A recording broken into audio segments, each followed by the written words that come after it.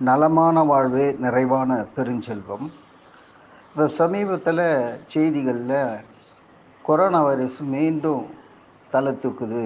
புதிய வகை corona virus பரவி பல மக்களும் பாதிக்கப்பட்டிருக்கிறாங்க அப்படிங்கிற செய்தியை நம்ம பார்க்குறோம்.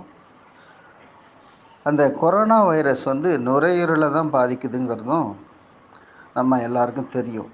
இந்த கொரோனா வைரஸ் மட்டுமல்ல, வேறு எந்த வைரஸும் நுரையீரலை பாதிக்கக்கூடிய வைரஸ்லேருந்து நாம் தற்காத்து கொள்ள ஒரு எளிமையான கைவைத்தியத்தை பார்ப்போம்.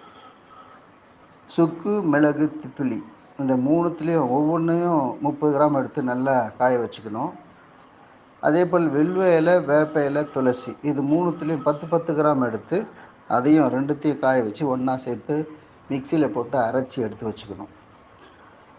அப்படி அரைச்சி எடுத்து வச்சுட்டு அந்த பவுடரில் 1 ஸ்பூன் பவுடர் எடுத்து 4 டம்ளர் தண்ணியில் போட்டு நல்லா கொதிக்க வச்சு 1 டம்ளராக வர வரைக்கும் அதை சுண்ட காய்ச்சி அது வடிகட்டி அது கூட பனை வெல்லம் அல்லது நாட்டு சர்க்கரை, பனங்கற்கண்டு இதில் ஏதாவது ஒன்று இனிப்புக்கு கலந்து காலையிலையும் மாலையிலையும் ஒரு 2-3 நாட்களுக்கு அல்லது அதிகபட்சம் 5 நாட்களுக்கு சாப்பிட்டாலே போதும்.